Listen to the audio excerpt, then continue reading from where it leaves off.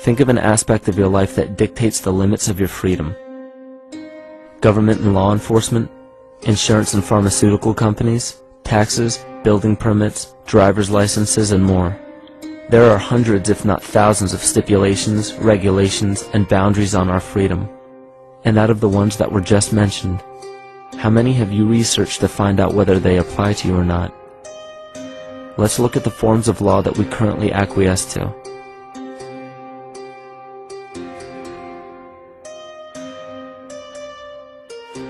A common misconception among people is that any rule or regulation that governs them falls under one category: law.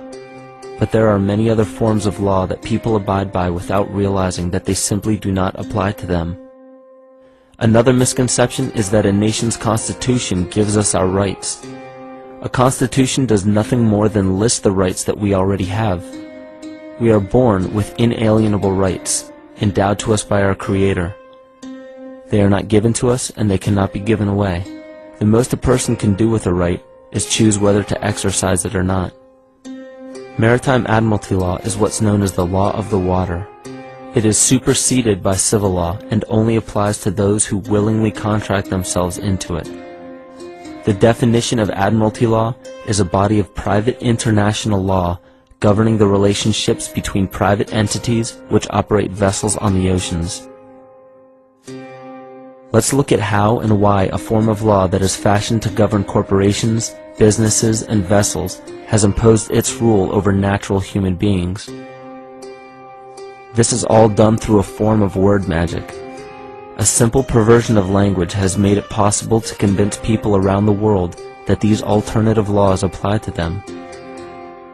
One of the predominant beliefs in modern culture is that licenses, permits, registrations, and other forms of documentation are required to operate motor vehicles, use public roads, build structures and establishments, engage in free enterprise, and much more.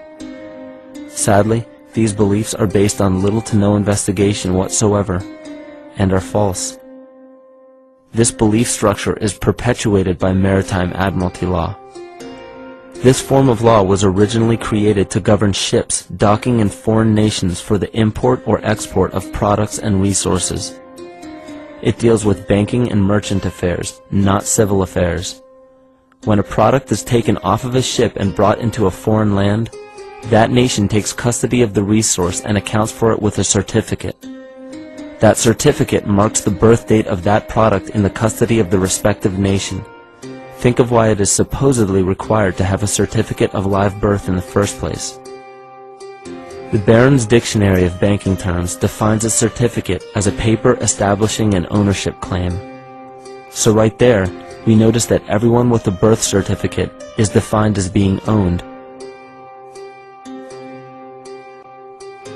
People are used as collateral with other nations because the U.S. is bankrupt. The United States declared bankruptcy on March 9th of 1933. At this point, the U.S. began taking out loans from a private, non-government affiliated corporation called the Federal Reserve. With no money to pay back the loans, the United States began using the citizens as collateral. All birth and marriage certificates are literally warehouse receipts. Just look at the similarities of warehouse receipts and birth certificates. Both document the date of issue, a serial number, registration number or receipt number, a description of the product, and an authorized informant to notify the appropriate government agency. With all of this information being readily available, the majority of people are unaware of their involvement with maritime admiralty law. This is possible through the manipulation of language. This admiralty law changed the meaning of the word person from a natural living person to a corporation. Driver's licenses, vehicle registrations, auto insurance forms, building permits, gun permits, work permits, tax filing documents, birth and death certificates, traffic citations, and many other forms of documentation that were once believed to be absolutely necessary only apply to persons or corporations. Upon signing such a legal document, You are indirectly waiving your rights under the Constitution and lowering your status to that of a corporation that is created with the same exact name as you. The only way to reconcile your true name from the name of the corporation is to take notice that the corporation has its name in all capital letters. This is known as capitis diminutia maxima. You may take notice that your driver's license, birth certificate, social security card, insurance cards, and more use all capital letters to legally represent the corporation with your name, not you.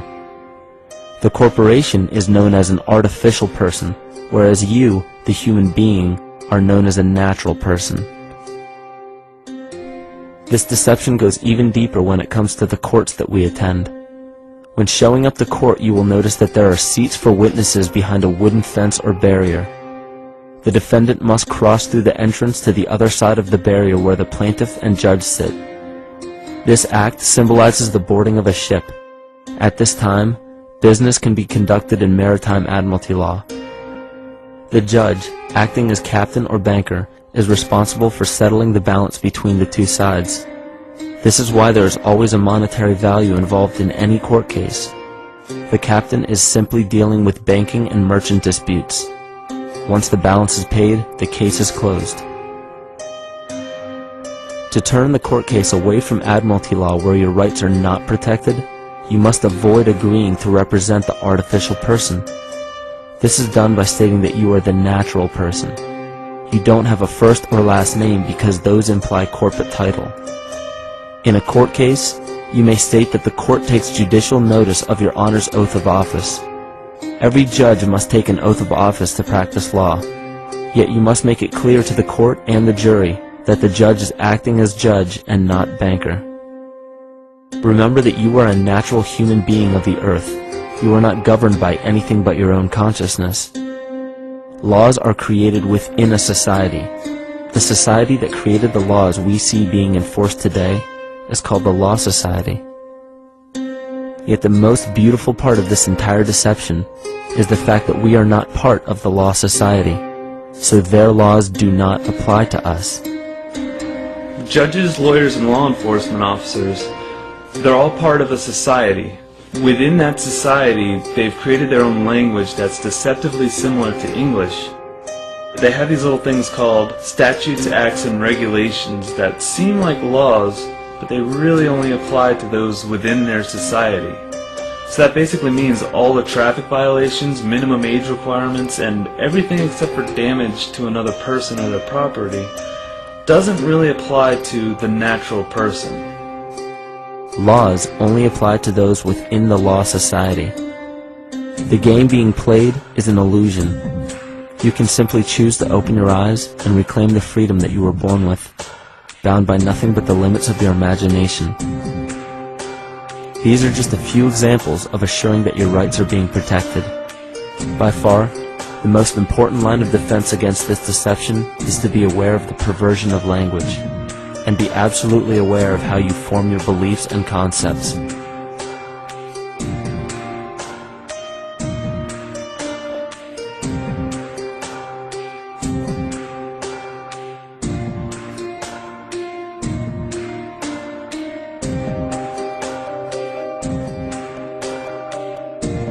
In all forms of the perversion of language, there is a mirror reflection of this in the microcosm of the psyche.